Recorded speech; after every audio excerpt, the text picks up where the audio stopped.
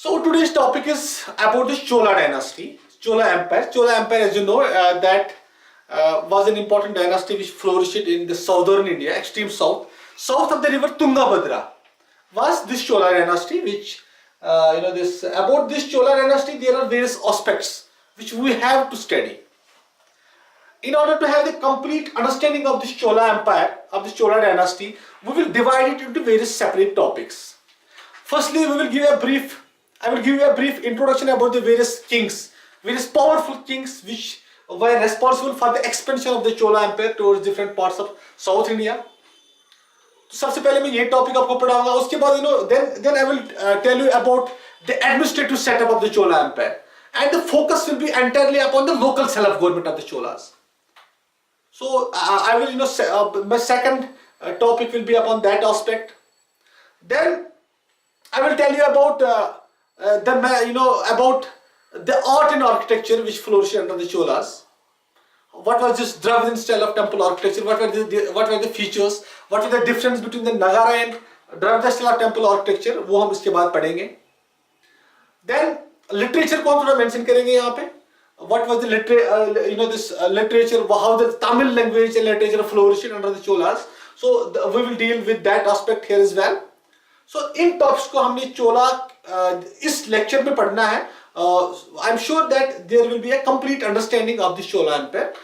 We will separate this Chola dynasty under these headings. Okay.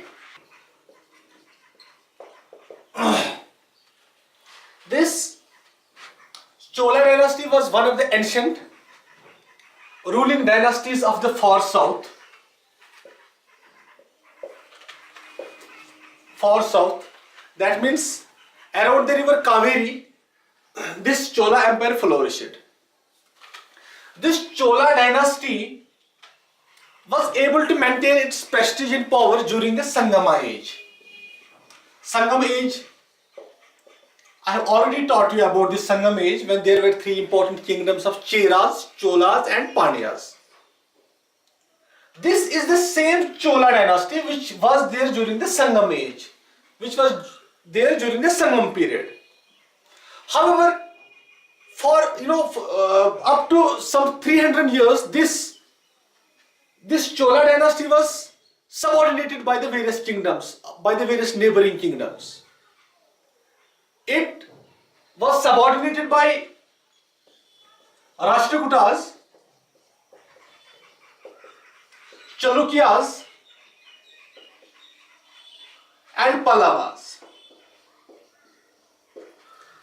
For more than 300 years, it lost its independence and it was made subordinate. It was given a feudatory status by these empires, Rashtrakuta kingdom, Chalukya kingdom and Pallavas kingdom, which were also ruling over the southern portions of India. Now, in about 850 AD, the Cholas found an opportunity to revive their lost independence. They find this opportunity, that there was an opportunity provided by them due to the weaknesses. They were, at that time they were subordinates of the Pallavas. Pallavas उन पे rule कर रहे थे and they were given the feudatory status by the Pallavas. Feudatory status means the subordinate position. They no doubt were given some powers to rule, in their kingdom as per their own laws, as per their own systems, but they have to surrender their sovereignty. They have to accept the suzerainty of the Pallavas. Now in 850 AD, there was a king called Vijayalaya. This Vijayalaya at that time was under the influence of Pallavas, but Pallavas, there started a conflict between the Pallavas and another dynasty called Pandyas. Okay. This Vijayalaya fought on the side of Pallavas because he was subordinate and it was his responsibility to fight against the enemies of Pallavas. वो भी Pallavas की ही side से fight कर रहा था Pandyas के against, and he was able to defeat one important king of the Pandyas. He was actually the king and ally of the Pandyas. that was known as Mayur, this Mutayur. Okay, so after this Vijayalaya defeated Mutayur, an important king of the Pandyan times, he was able to, that was actually the beginning of the foundation of the Chola dynasty. So I am saying that this Chola Empire was founded by Vijayalaya. So the first emperor of the Chola Empire was Vijayalaya.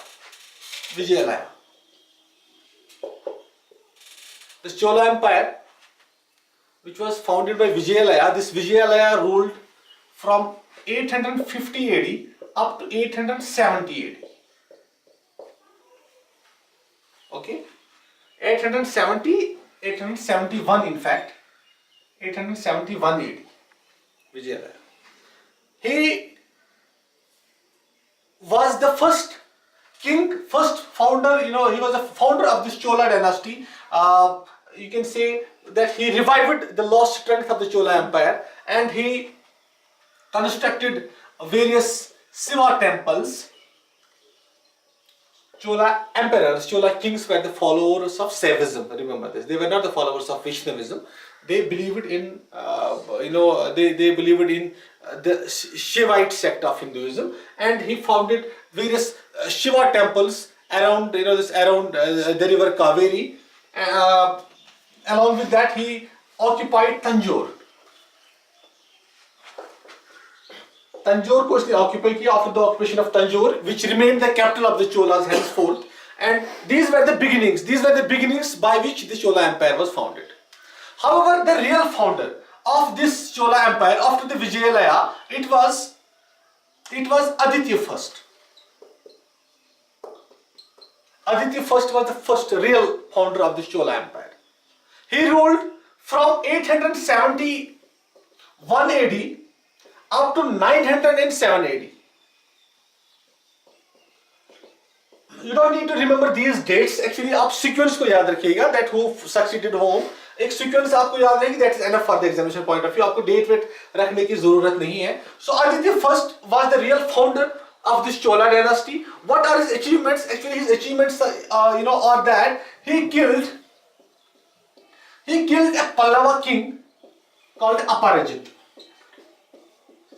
Aparajit was a Pallava king, and in order, they could never achieve their dream of founding the large empire until and unless there was the threat from the Pallavas. Pallavas के ही वो subordinates थे पहले ही. So Pallavas के threat को एक ही बार खत्म करने वाला जो king था, that is Aditya I. He founded various Shiva temples also around the river Kaveri, on the banks of river Kaveri, and when he killed this Aparajit, so he openly, beautified the city of Tanjore. He established various temples and established various palaces in Tanjore, which actually was his achievement as far as the foundation of this Chola Empire is concerned, Chola dynasty is concerned. Okay, so he was succeeded. So he was the first king Vijayalaya. Second important king is Aditya I. Third important king, the king who succeeded Aditya I, he was Parantaka I. So Parantaka I was an ambitious ruler, was a powerful ruler. He is known for the defeat which he inflicted upon the Pandyas. This Parantaka I occupied the capital of Pandyas. What was the capital of Pandyas? Yes, Madurai. Okay, so he occupied Madurai. संगम में आपको मैंने पढ़ाया था what is the capital of this Cheras, Cholas and Pandyas. आपको इतनी जल्दी भूल जाते हो तो ये तो impossible ही होना चाहिए. Pandyas, the capital was Madurai, and he occupied that capital Madurai. After his occupation of Madurai, he took the title of Madurai Konda.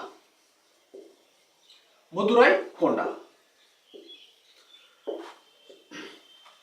So if the question comes, who adopted the title of Madurai Konda among the Chola kings? So it was Parantaka I. Okay. he followed the policy of conquests. He followed the policy of wars, this Parantaka first. But there was another powerful empire, another neighboring, this powerful empire which ruled in the north of this Chola Empire. That was the Rashtrakuta Empire. So Rashtrakuta Empire, they felt that there is a threat posed to them by these Cholas, and their greatest ruler, the greatest ruler of Rashtrakuta, that was Krishna III. Krishna III of the Rashtrakuta Empire, he fought a battle with the Parantaka first. And in that battle is the Battle of Takulam. Battle of Takulam. In that battle, this Krishna III inflicted a crushing defeat upon the Parantaka first. And this Parantaka first was defeated badly. When he was defeated, so this Chola Empire was again thrown into the darkness. They were in a serious problem now, and this problem continued up to 32 years. Up to 32 years. The time period of this Parantaka first, 907 up to 953. Okay. अगर आप लिखना चाहेंगे 907 up to 953 तक इसने rule किया है परंतका first ने. आप एक आइडिया के लिए याद रखिएगा, आपको डेट क्लेम करने की जरूरत नहीं है. Never claim the dates. अब सीक्वेंस एक बननी चाहिए, that's enough. Okay, so I tell you that Krishna III, this Krishna III of the Rashtrakuta Empire, he defeated this Parantaka first. After this, after the defeat of the Parantaka first, this empire was thrown into weaknesses by the Rashtrakutas, and that that weakness, that insignificance of this Chola Empire continued for 32 years when another successor of this Parantaka first came into the power. He is one of the greatest emperors of South India. That emperor is known as Rajaraja first. Okay, so he was the fourth king of this Chola Empire. Rajaraja first. Okay, so Rajaraja first, he ruled from 985 up to 1014 AD. 985 up to 1014 AD. Okay, ये dates आप check कर लीजिएगा अपने internet या वगैरह book वगैरह पे, तो वहां पे इनको एक बार कंफर्म कीजिएगा. Raja first, the greatest among the Chola rulers, although there is another important king जो हम इसके बाद में पढ़ेंगे, Rajendra first, he was equally an important powerful ruler. About this Rajaraja first, what he did, he is said to have defeated three important, three kings, three kingdoms who formed the confederacy. He defeated the Pandyas, he defeated the king of Ceylon,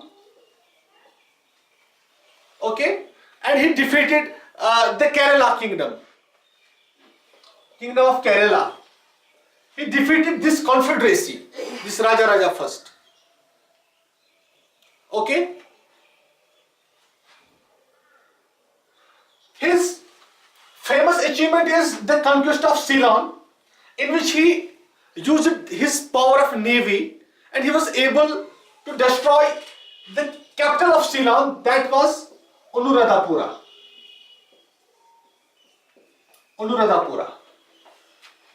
Okay, Anuradhapura. The king which was defeated in Ceylon, it was Mahinda V. Mahinda V was the king who was defeated by Rajaraja first. He was ruling over Ceylon, and his capital was Anuradhapura. He destroyed this capital, Anuradhapura, and on the northern side of Sri Lanka, he founded, this portion was completely brought under the control by Rajaraja first. He in fact founded his own kingdom, own province here now. That province was ruled over by Rajaraja first, and he established his new capital. He founded an important city here in the northern part of this Ceylon. That capital is known as Polannavaru. ठीक है? Pulana Rao. About Rajaraja first, he is credited with foundation. उसने एक temple को construct किया है. That temple is known as Rajarajeshwara temple. Rajarajeshwara temple was founded by Rajaraja first. He also is credited with the foundation of navy, the foundation of strong navy. The development of navy is attributed to the Rajaraja first, along with his contribution towards the local self-government. Local self-government. So the two main features of the Chola Empire, that those are the navy, those are the development of naval power and the production and the development of local self-government. These two important features are credited to the Rajaraja first. He is known for these two important features. He also established his power. He influenced. He was able to expand his influence towards the various kingdoms of Southeast Asia, towards the various island nations of Arabian Sea. He was able to have his power of influence over those areas as well. So these were some important facts regarding to the rule of Rajaraja first. And this Rajaraja first was succeeded by another important king of the Chola Empire. His name was Rajindra first. Rajindra first.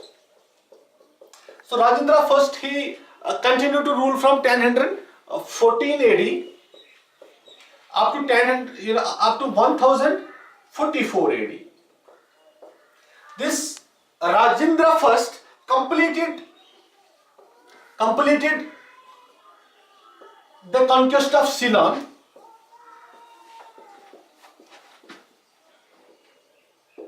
Ceylon was occupied only half by Rajaraja first. He completed that conquest, Rajindra first, by defeating the king of Ceylon. He also founded, he is known for another important achievement, this Rajindra first. He led an expedition. He led an expedition to the valley of Ganga, North India. He led an expedition to the North India.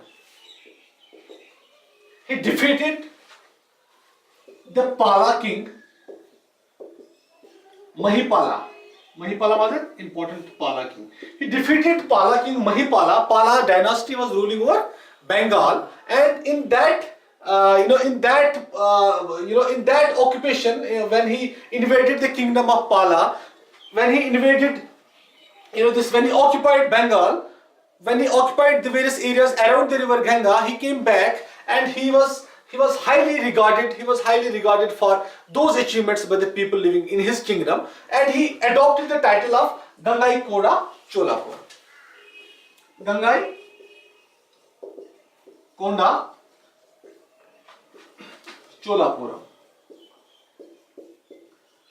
So Gangai Konda Cholapuram was adopted as a title by Rajendra first, because he was able to occupy the various areas around the river Ganga in memory, in order to memorize that achievement. He adopted that title.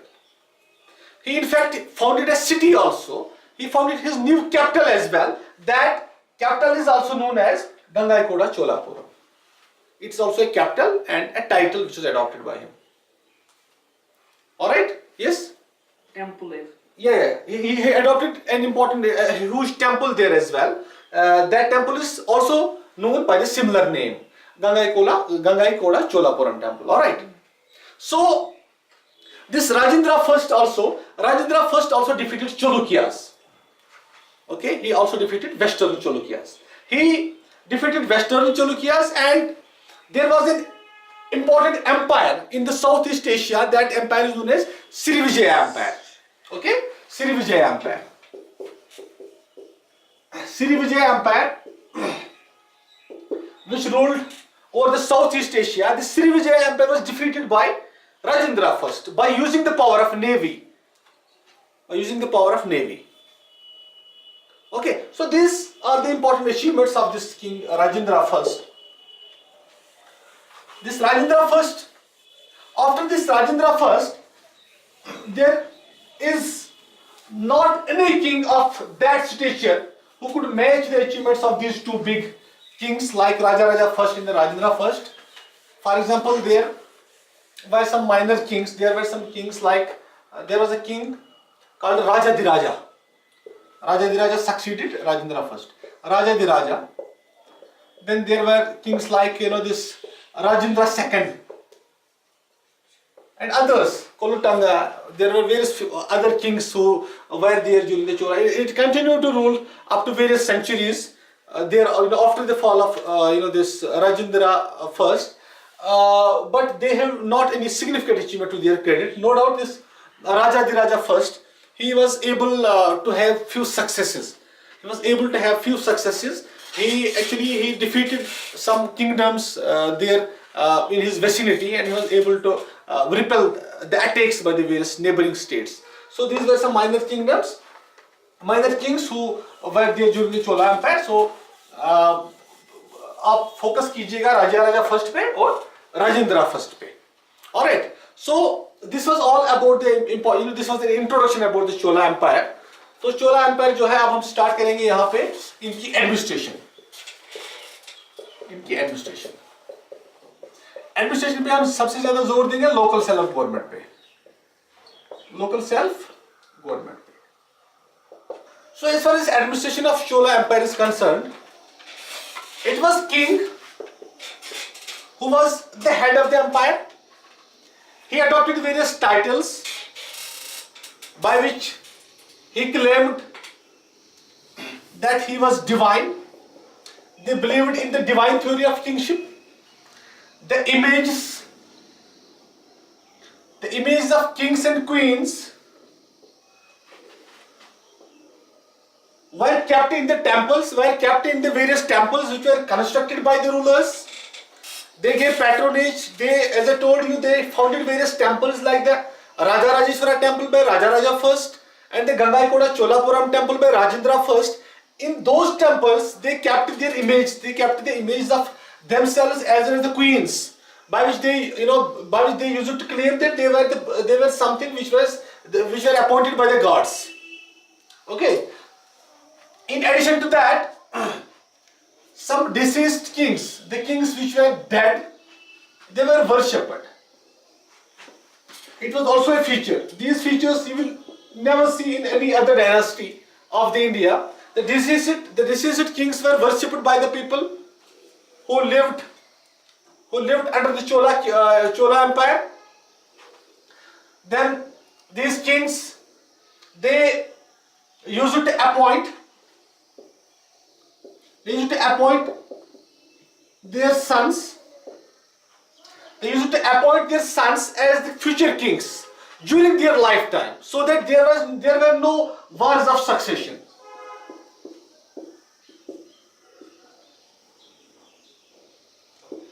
The eldest son of the king was appointed as the king. If he was incompetent, if he was not able to rule, then he could be replaced by another king, another prince, by the will of the king who was still alive. क्या होता था ना, जब आप बाकी dynasties का देखेंगे, kings used to be appointed only after the death of a particular king. But in this case, they used to appoint the kings in their lifetimes. कि हमारे बाद कौन successor आएगा, हमारे बाद कौन king बनेगा. So it was something unique in the Chola Empire. So it prevented this dynasty from the wars of successions. जब medieval में देखेंगे how Aurangzeb killed his brothers, या जो हमने पढ़ा how Ashoka killed his brothers when he wanted to rule. But there was that system was not here. They used to appoint them during their lifetimes, which prevented the various wars of successions.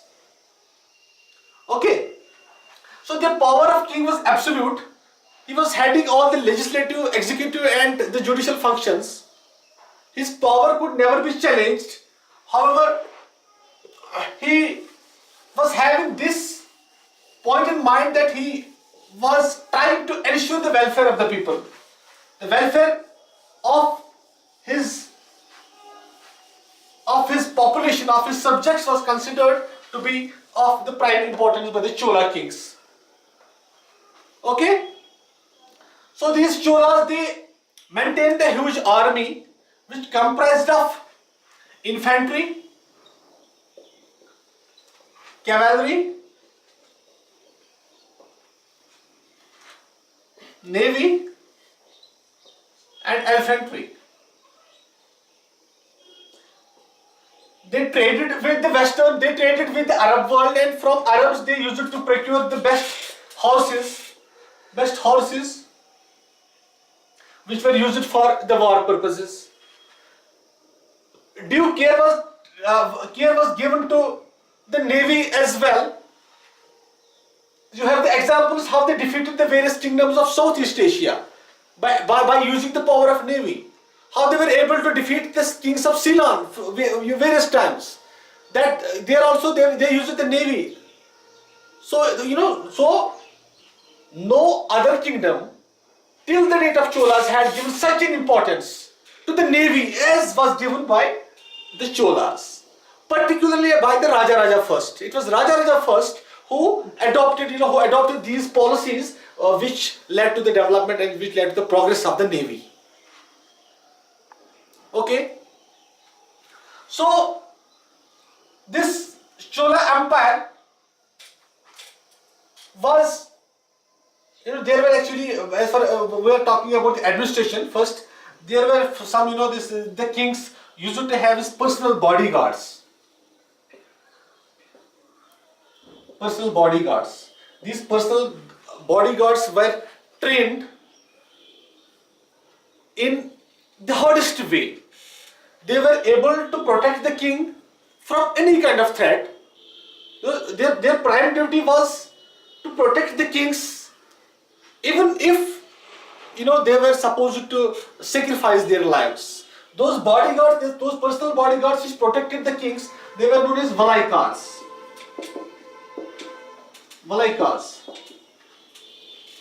Okay? Valaikars. There was another term, Kshatriya Shiromani. Kshatriya Shiromani. This was a title, this was an award which was given to the soldier or the military chief who has showed his, achievement in the battle. The successful warlords or the successful soldiers were given these titles, Kshatriya Shiromani. That means that you have adopted, you have gained an important victory, so you are hereby given. जैसे आजकल का कोई परमवीर चक्र वगैरह देते हैं, उसी type का अवार्ड क्षत्रिय शिरोमणि चोलास देते थे अपने किंग्स को, सॉरी अपने दिस सोल्जर्स को, मिलिट्री वॉरलॉर्ड्स को. So these pacts were also there. From the administrative point of view, these terms you need to remember. Now,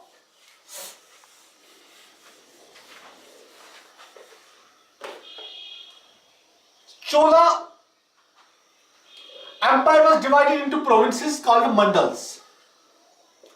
Mandals were the states, were the provinces. Okay, provinces. These mandals, these provinces are further divided into another units called nadus. Nadus, you can say, they used to be like the modern day districts. And these nadus were further divided into kurams. Kurams are kotams. Okay. These kurams were further, these kurams comprised of various villages. Below the kurams were the villages. There was a separate administrative machinery, जैसे आप आजकल के administrative setup पे देखते हो.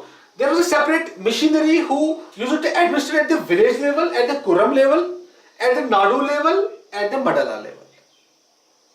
This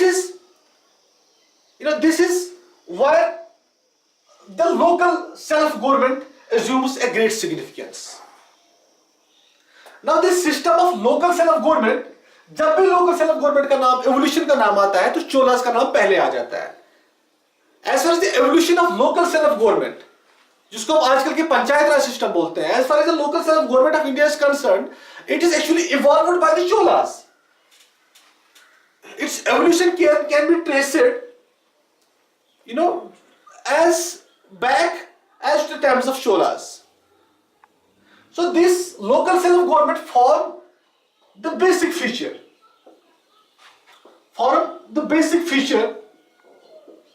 Of the Chola administrative system, of the Chola mechanism system.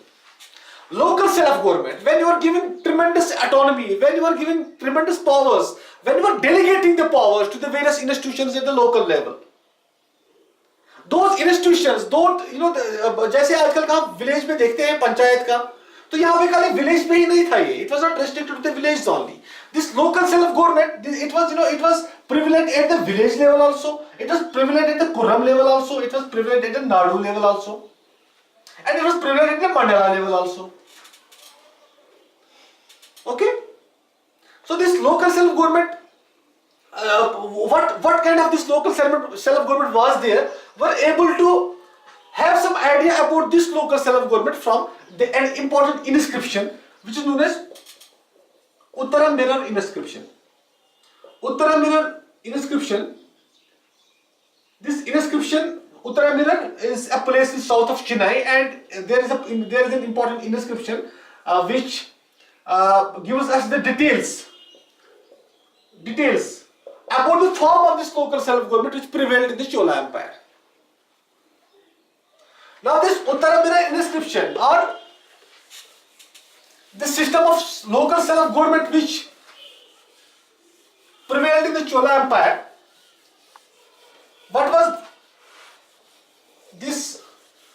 kind of local self-government was there? अब हम वही पढ़ने जा रहे हैं यहाँ पे. Okay. During those times, no other ruling dynasty, either in the north or in the south, was able to give such an importance to the local self-government. This is the biggest achievement of Cholas to the Indian administrative system, to the Indian political system, which continues to this day. Cholas are remembered for this thing, for this local self-government. So, there were actually various assemblies. There was one such assembly that was known as Ur. This was an assembly, the local self-government, this government was executed by the various assemblies. One assembly was Ur. It, as far as the history of ancient India is concerned, what is written there is that Ur comprised of all the tax-paying residents. All the tax-paying residents of the village. Although in practical terms, there were some influential persons, some elder persons who dominated this assembly, Ur assembly. So they used to take decisions regarding various things. वो हम आगे जाके हम clarify करेंगे.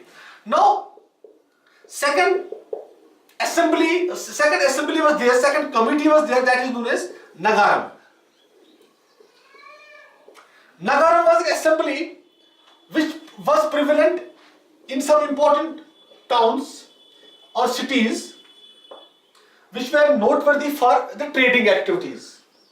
Trading, जहाँ पे commerce वगैरह, trading activities, जहाँ पे ये बड़ी बड़ी दुकानें वगैरह जो ट्रेड कैरी ऑन किया जाता है, तो वहां पे एक तरह की असेंबली थी, उसको हम बोलते हैं नगारम. So this Nagaram, the people, the assembly which was comprising this Nagaram assembly, they used to look towards the trading interests. उनको जब भी वहां पे टाउन लेवल पे कोई एडमिनिस्ट्रेटिव, जैसे आजकल का कलेक्टर वहां पे बैठा होता, he used to have consult this assembly. He used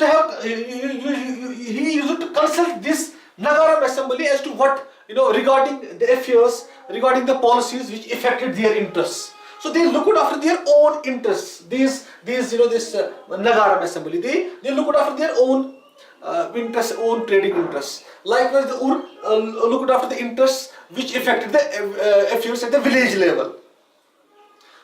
However, the most important assembly among all these three assemblies, among all the assemblies, it was Mahasabha. Sometimes we call it Sabha also. It was Mahasabha. Mahasabha was the most important assembly which worked at the village level.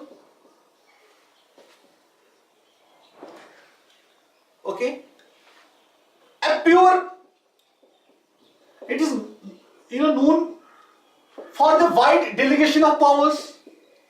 This assembly was given huge powers by the government during those times, and a pure democratic process.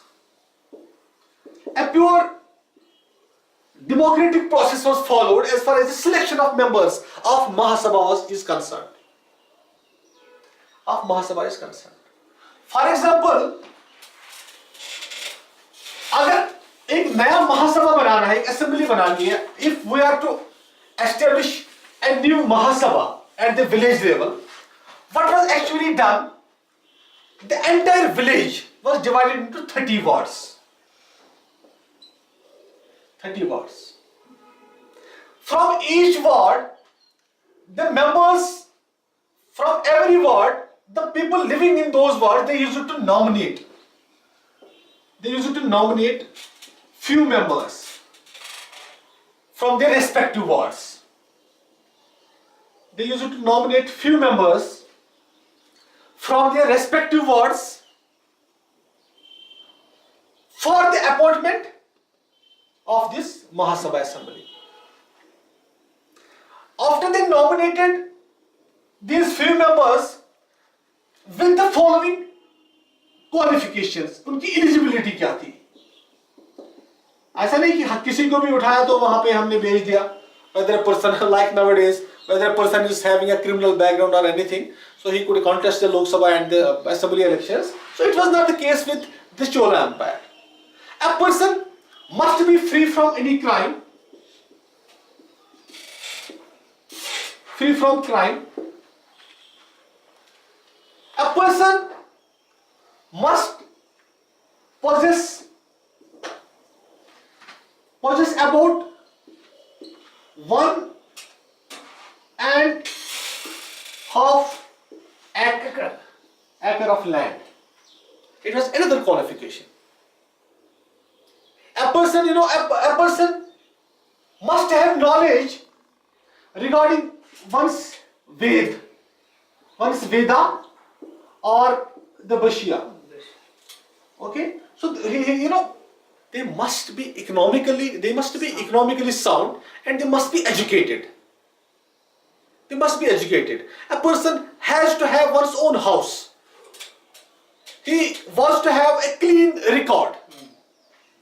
So it was emphasized upon by the Chola emperors, emphasized by the Chola kings. So after these eligibilities were met, after he was to pay, ये देखा जाता था whether he was paying the taxes to the government or not, whether he was able to maintain a proper account or not. When he fulfilled all those eligibilities, only then he was accepted as a member of this Mahasabha. Only then his nomination was accepted. Now this Mahasabha, there were only 30 members. 30 members were there in the Mahasabha. And these 30 members, that means, अगर आप 30 wards were there, from every ward you used to nominate the people, they used to nominate various members. So बनाने खाली 30 members थे. Mahasabha the members must not exceed 30. So now यहाँ पे क्या किया जाता था? अब इन members को, इनके नाम्स, the names of these members were written on the palm leaves, and they were kept in the pot. After they were kept in the pot, and that pot was shuffled, and when that pot was shuffled, a young boy was asked to bring out one paper from that pot, and by that process, those members were elected to this Mahasabha. To this Mahasabha. And similarly, जब उनको वहाँ पे elect किया जाता, this by that pot system, when इनको by the lot system, when lot systems को बोलते हैं, when by that lot system, when they were elected to this Mahasabha, they used to perform various functions now. Among those members, various committees were now established. Like, if there was a committee which looked after the judicial matters.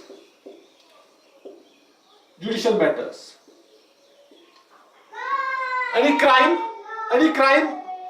if a crime was done, that crime was to be ascertained, or a punishment was to be given. That was the duty of that judicial committee. The judicial committee is known as Nayatar. Okay. Similarly, there were the sanitation committees. There was a gardening committee. There was a lighting committee, and every committee looked after the jurisdiction which were accorded to them by the government of the day, and they were working very efficiently. Okay, so this as far as the delegation of power is concerned, they were not interfered by the central government or by the provincial government or by the district government. They were accorded the complete autonomy. As far as the powers of this Mahasabha is concerned, Mahasabha is concerned, the king or the provincial government interfered in the affairs of Mahasabha only when it was found absolutely necessary. They were they worked like the little republics, these Mahasabhas. And there is a great historian on South India. That historian is Nilkanta Shastri. This historian has highly praised this Mahasabha. The procedure through which the procedure which is adopted by this Mahasabha. They worked like the little republics. They were enjoying the wide powers. They were holding the proprietary rights over the community lands.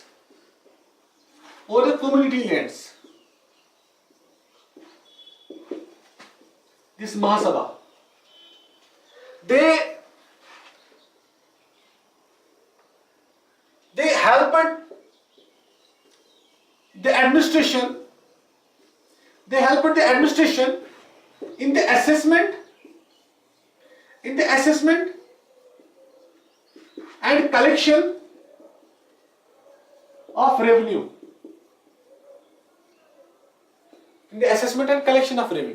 They helped them. If any developmental work or if any work which affected the land, which affected the topography within the jurisdiction of Mahasabha, if anything was done regarding those matters, the permission of Mahasabha was must. Otherwise, nothing could be done until and unless there is not a permission from the Mahasabha. All right. So this Mahasabha enjoyed the absolute, the wide powers, and their judicial powers were also wide. They used to inflict the punishment upon the members as well. So इस महासभा को जो है आपको understand करना पड़ेगा if you want to understand this local self-government of the Chola Empire. Again, as far as this Mahasabha is concerned, this important assembly of Mahasabha is concerned,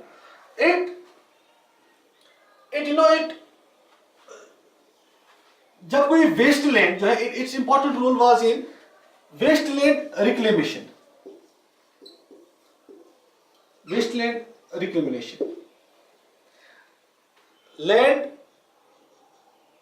wasteland, when it was reclaimed, it was restored. So the functions of Mahasabha were important in those matters. So इसके अलावा जो है यहाँ पे this Mahasabha, it also used to be, it was consulted whenever any developmental work was this conducted in those areas through which this Mahasabha had the influence. Okay, so it was all about the local self-government of the Cholas, which is the very important contribution to the Indian political system by the Cholas. So आप इतना जो है याद रखिएगा about this. Okay. Now we are starting with the art, Chola art of the Cholas. तो वो हमें पढ़ना पड़ेगा. Art and literature हम पढ़ेंगे. Only then will be complete. And this land revenue जो मैंने assessment of collection बताया था आपको, land revenue by the Cholas was collected both by cash and in kind. So this land revenue was collected in cash as well as in kind. So this Mahasabha helped in the collection of that land revenue. Okay. So now art and literature of the Cholas. Art, पहले हम art को पढ़ेंगे उसके बाद literature. Art of the Cholas. Cholas, पहले हम art and architecture को पढ़ेंगे. The Cholas built various cities. They built various dams. They built lakes and tanks. But their greatest architectural achievement is in the field of temple architecture. They, as far as this temple architecture is concerned, they built hundreds of temples in the South India, and these temples were dedicated to different Hindu gods and goddesses, most famous among them being the Shiva. This temple architecture was the continuation of the earlier Pallava system of architecture. Pallava temple architecture. Pallava temple architecture. The construction of temples in South India was begun by the Pallavas, and this was continued by the Cholas. Cholas perfected that style of temple architecture. And that temple architecture came to be perfection under the Cholas. That style is known as the Dravidian style of temple architecture. That style is known as the Dravidian style of temple architecture. Dravidian style. So what is the temple architecture of North India known as? Dravidian. No, that is Nagara. No? Nagara. The temple architecture of North India is known as Nagara style of temple architecture. The temple architecture of South India is known as the Dravidian style of temple architecture. Okay? It's known as Dravidian style of temple architecture. Dravidian style. Dravidian style of temple architecture prevailed in the South India, and it was developed by the Cholas. Its beginning was made by the Pallavas, but it was perfected and completed by the Cholas. What was this Dravidian style of temple architecture? What were the features of this Dravidian style of temple architecture? We will note those features here. We will note down those features here. In those temples, there was an important feature, that was the prevalence of high boundary walls. High boundary walls.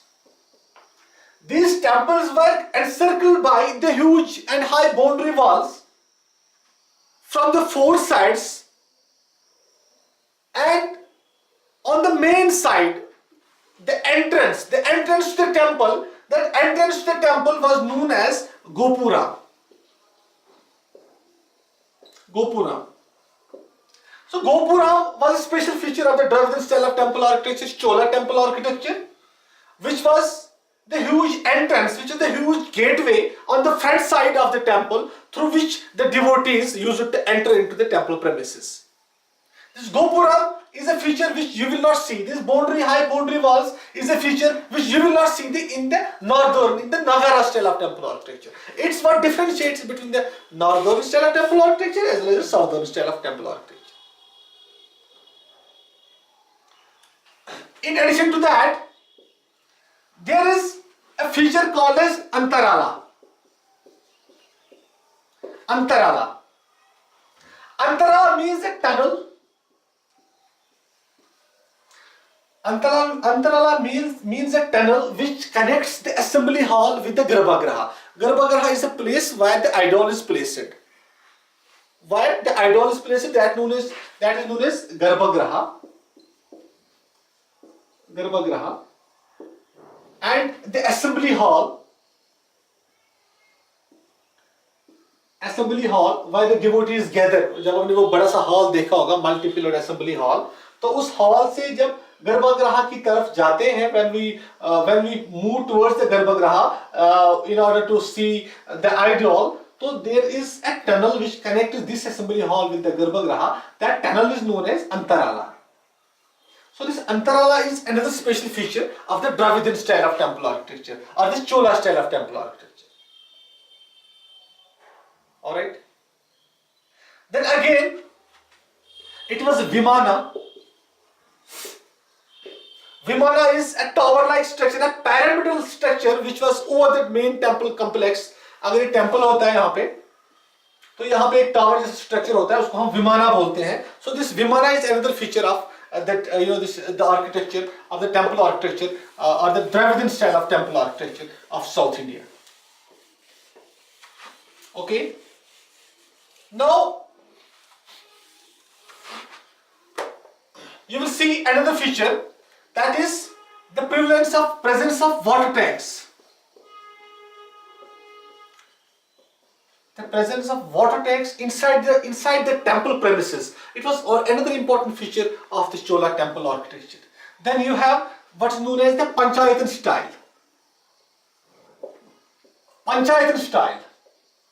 Panchayatan style is that this was not a single temple actually. There existed the subsidiary temples as well. For example, there was one main temple complex which was situated here. On other side, you could find another smaller temples encircling this main temple. So these 1, 2, 3, 4, 5. This complex is known as a Panchayatan style of temple architecture, when there are more than one temples, and there are the main temple is encircled by the various subsidiary shrines as well. This is known as the Panchayatan style of temple architecture, which is a principal feature of the Dravidian style of temple architecture.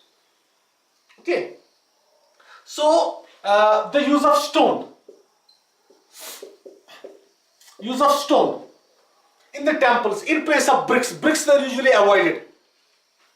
It was also a special feature of this temple architecture which flourished under the Cholas. Okay. Then the walls of the temples were highly decorated. The walls of the temples were highly decorated by the images of various Hindu gods and goddesses, or by the images of the kings and the queens. So this decoration formed an important feature of this temple architecture as well, of this Dravidian temple architecture as well. So it were these features which dominated the art and architecture of the Cholas. It was this Dravidian style of temple architecture which flourished under the Cholas. So these features can be seen at the Brihadeshwara temple.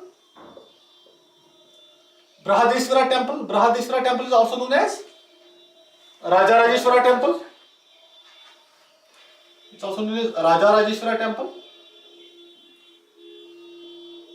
The temple dedicated to Shiva. It was established at Tanjore.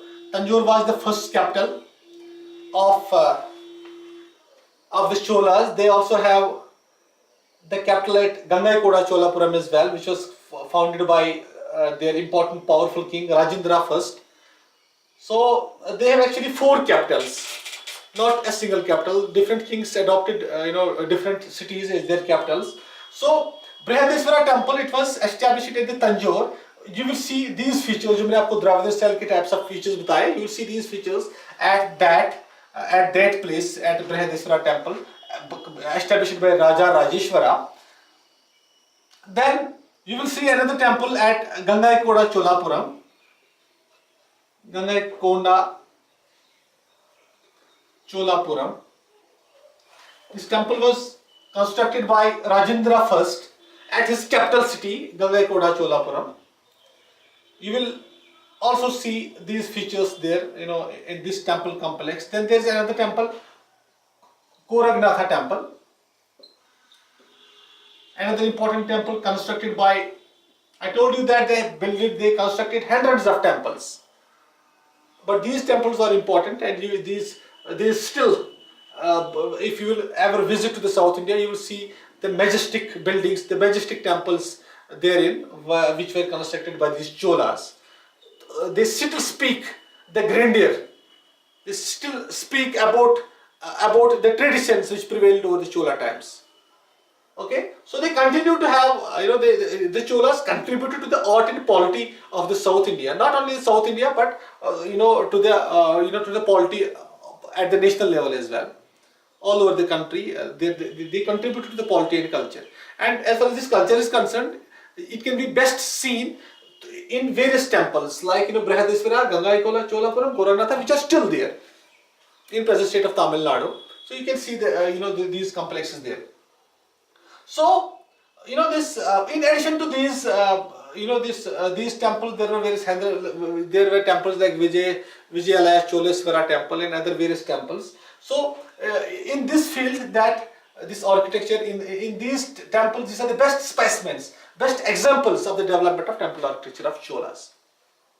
Then the art of sculpture also progressed. Art of sculpture also progressed. We are dealing with the art. Art में खाली architecture ही नहीं आता है, इसमें सब कुछ आता है, painting वगैरह भी आता है, sculpture भी आता है. So you have to mention these things as well. So the art of sculpture also flourished under the Cholas. Art of sculpture. It can be best seen in the form of various gods and idols of various gods and goddesses. Goddess and goddesses, images of kings and queens,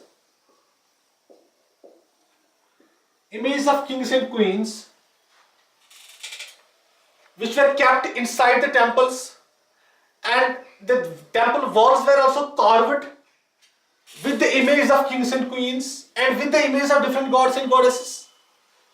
So you can see the best example of sculpture there through these forms. However, the best specimen can be seen in the form of Nataraja. Nataraja is a good example of bronze statues. Bronze statues, Nataraja means Shiva. Bronze statues of Nataraja, you just simply type, Google this Nataraja, you will see what kind of images were there, what kind of this Nataraja, how it looked like. तो वहाँ पे आप देख सकते हैं this Nataraja जो है, this it also shows their best example of sculpture. Okay, you can see this. Then wall paintings were also there.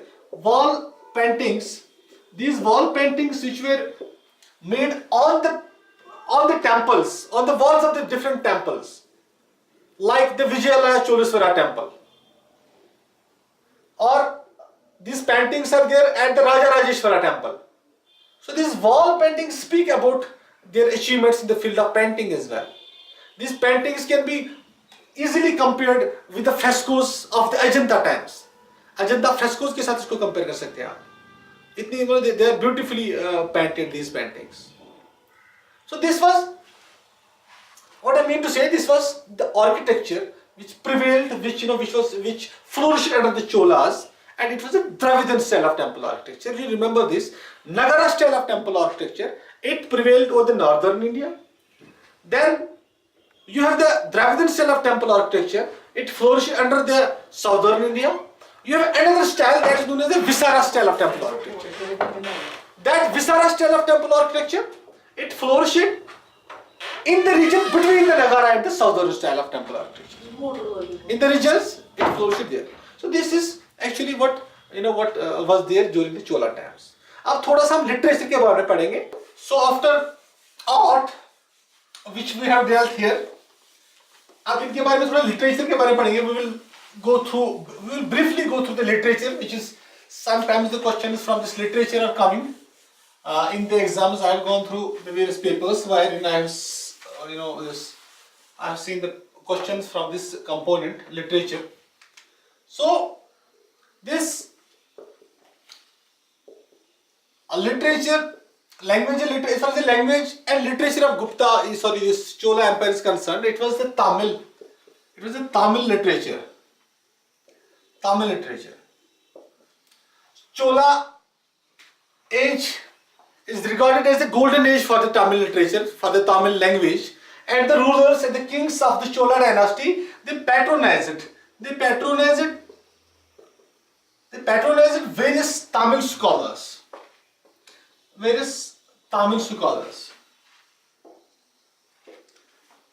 Who wrote in the Tamil language. No doubt we have some works in Sanskrit language as well. Various books where various this literary achievements are in Sanskrit language as well. But it was mainly the Tamil language which was patronized and which flourished, which developed under the Cholas. Hundreds of books were written under the Chola dynasty during the Chola period. Here, here we will name some important works which are important from the examination point of view. Firstly, there is a book known as Jivana Chintamuni. No, there is a scholar called Tirukatha Devara.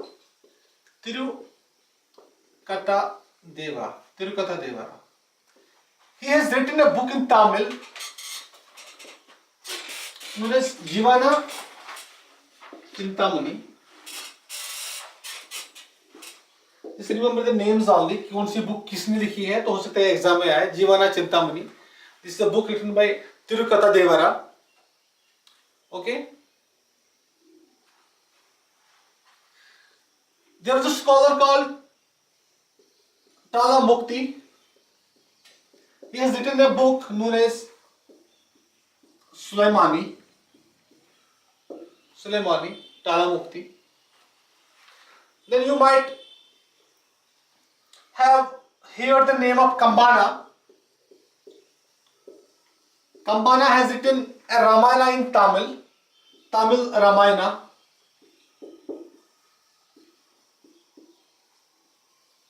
He was also an important scholar, one of the greatest scholars in the Tamil language who lived under the Cholas, under the Chola patronage. There was also a Buddhist scholar as well. His name was Buddhamitra.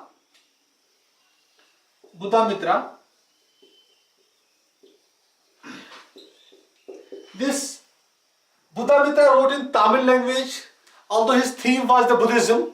His important work is Rasolian. Rasolian is his important achievement, his literary achievement. Is Buddhamitra lived under the Chola age, during the Chola age. There are hundreds of other books which were written during the Chola period. For example, there was a king called Kulottanga I.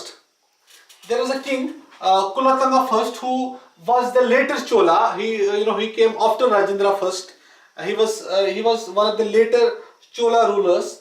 He patronized an important scholar that was known as Jaya Gondkar. Jaya Gondkar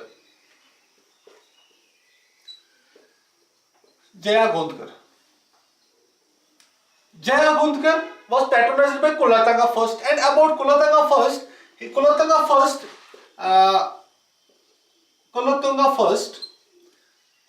I, the king of the Cholas, he attacked Kalinga kingdom. He attacked the kingdom of Kalinga.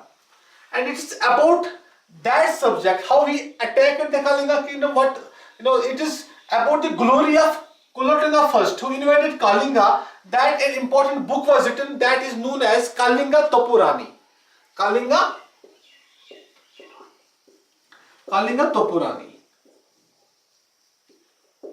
This book was written by Jaya Gondkar. Okay, was patronized by Kulottanga I. So, in addition to these works, there were various other works. So, if you want to study in detail, just go through few important books. Like you can you can look at R.S. Sharma's book. There is you can find some details. Or if you are a student of history, maybe then you can study what's written there in O.P. Singh's book, Opinder Singh's book, or in this. There's a book called by Krishna Reddy, Indian history. वहाँ पे भी ये detail में दिया गया है. And there's one more book by V.K. Agnihotri. So that is an important book. So आपको मेरे ख्याल से ज़्यादा डिटेल में जाने की ज़रूरत नहीं है. But still, if you are not satisfied with this brief information, then you are always welcome to go there as well, and you can just study these books there. You can read in detail there as well. So this was the literature of the Cholas, and with this I think I have dealt with all the important aspects of the Chola Empire, and you can about the society and economy, their socio-economic life. There is the common understanding that they carried on the trade with the countries of Southeast Asia. They carried on the trade with the Western world. There were various ports which I have already told you when I was telling about the Pallava kingdom as well. So वही ports वहाँ पे थे, और वहाँ पे जो है the items which are traded to the Western world, to the various countries of Southeast Asia and the Sri Lanka, those items were same. It was as far as the social life of this Chola Empire is concerned, it was a caste system which was prevalent there. This caste system, but it was not as rigid as was seen during the time of Guptas. The caste system which prevailed in North India, that caste system was not in South India. That extreme caste system was not in South India, although there existed the caste system, but it was not as rigid, as extreme as it was in the northern India. There were some stray references of the sati system as well, but sati was not common. It existed, however, but it was not common. Furthermore, usually the monogamy, the man having one wife was preferred, but some rich men and the rich men and some kings used to have more than one queens, more than one wives. Then also the custom of Devdasi system. Devdasi system means when a woman was dedicated to the temple and she was a dancer there, she was entertaining the devotees. So that Devdasi system also existed in the Chola Empire. Various kings of the Cholas, they constructed various dams and tanks for the public welfare, for the irrigation purposes. On the river Kaveri, various dams were built, which benefited the economic activities of the people. People were mainly engaged in the agricultural activities, and it was the agriculture which was promoted by almost every ruler of the Chola dynasty.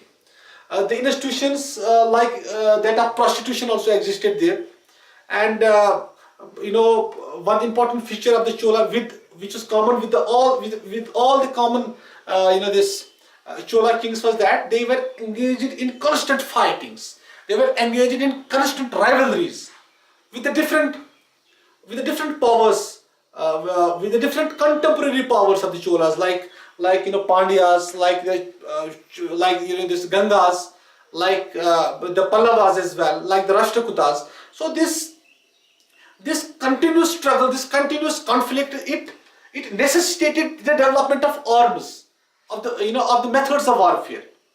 That's when huge amount of money was spent upon the purchase of horses, was spent upon the purchase of better arms and weaponry, which were utilized for the defense and the offensive purposes. So it was also an important feature of the Chola times.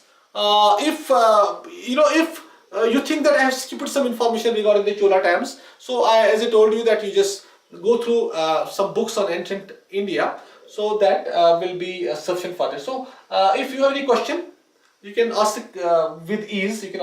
So please go ahead. So this was all about the Chola Empire. Thank you very much. Okay.